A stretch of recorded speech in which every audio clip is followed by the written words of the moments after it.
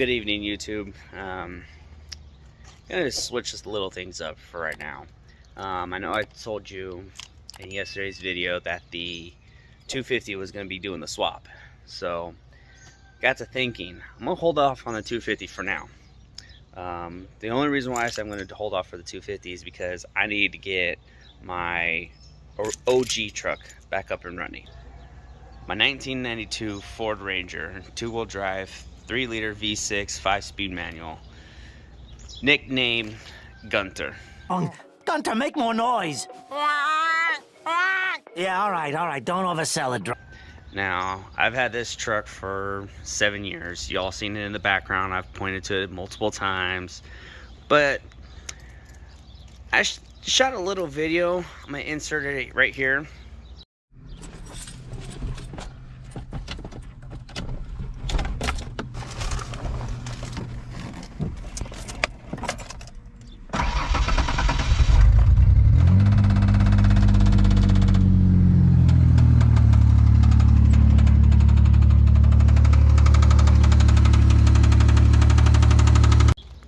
As you can tell, it has a substantial knock, but the problem is I don't know where that knock is coming from, whether it's on top or on the bottom. Hopefully it's on top, because I don't want to rebuild the bottom. I'm gonna need to rebuild this motor anyhow. It's got 400,000 miles on the original motor. This used to be a county truck for a county in Colorado, I believe it was. So there's a lot of surface thrust underneath the hood, around the wheel arches. I would do a quick once around. So like, not that came from the back rack, but like right there, there's a little bit of rust. This actually is a funny story how that ended up there. Real quick, bought the truck, lady pulled out of the driveway, ran right on up against the pole. But other than that, I mean, you can see how it's got some surface rust everywhere. Not a big deal. Those are the factory tires for it. So I mean, obviously the backside you could tell it was used quite a lot in snow. It had a bed liner installed, and if you see all these little blue flakes, the blue actually was the original color for the truck. And I'll show you here real quick. Around the keyhole, you can see where the paint's starting to, they basically rattle canned it. But inside, it was that nice iconic Ford blue back in 92. But got those up there. Pretty much I got those for my daughter because she liked the colors. But little shifter, just got that right before I actually parked the truck. So the truck's actually been sitting for the last, oh god, year and a half, close to 2 years. The knock actually started forming after I realized I ran it low on oil, 4 quarts low on oil. So but like I said, the last 40,000 miles I abused the thing. Put weight, I had 11,000 pounds total weight on this truck when I went to the scrapyard one day. So that's overkill for this thing, and it pulled it just perfectly fine. Told my wife, if the truck blows up on me, owes me nothing. I paid $700 for it back in 2015. But like I said, I'm actually going to go in and take you along for the ride, see what I find, just get this thing up and running. I will at eventually some point in time have to pull the motor out to do the rear main seal on the oil pan gasket on it, clean it up, get it painted underneath, clean up the engine bay. I also have to put a new clutch in because this clutch is pretty worn.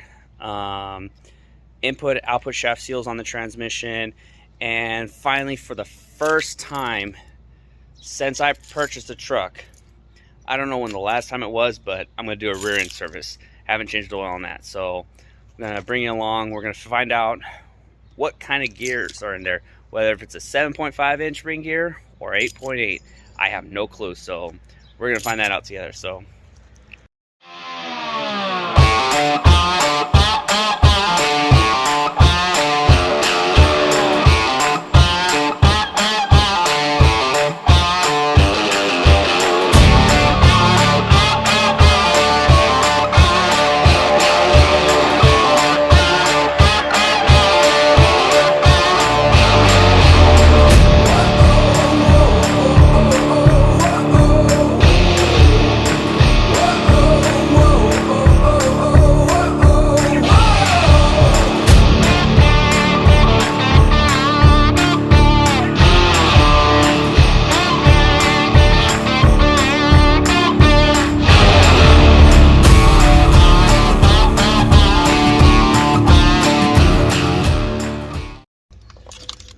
well, as life has it,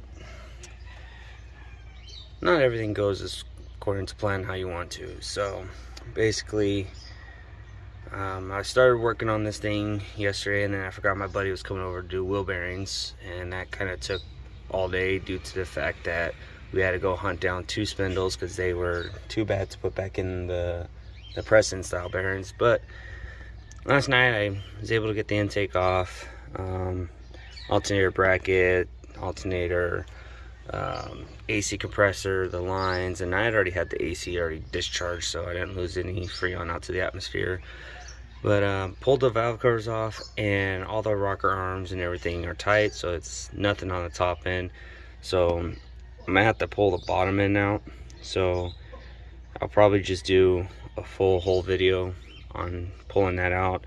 I know the oil pan gasket's leaking on this one.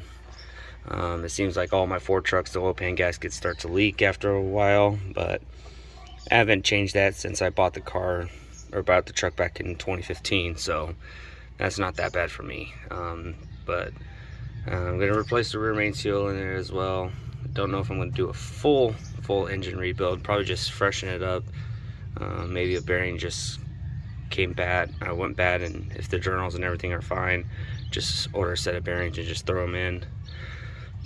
But other than that, I'm going to replace the clutch on it too. So I would turn the camera around, but as you can see by my shadow, the sun's beaming down on me. So I'm just going to drain fluids out of this right now, and then probably next video, probably next weekend coming up, I will go ahead and pull this motor out and everything. I gotta run and grab my engine stand from my storage unit, but I'm gonna end it off there, you guys. If you want to see this thing get pulled out, if anybody has one of these 3-liter V6 motors, I know this motor in particular was in the Taurus, Windstar, the Mazda 3000, the B3000, and then the Ranger, and I think there's a couple other ones off the top of my head I can't think of, but they were a pretty common motor that Ford used. So I know there's a bunch of videos out there already for these motors, but if there's anything y'all like to see off of this, let me know. Like I said, I'm gonna get this thing back up and running before I do the 250. So don't forget to hit that like button if you found this interesting. Go ahead, subscribe, all that good stuff. So I will catch y'all in the next video. Peace.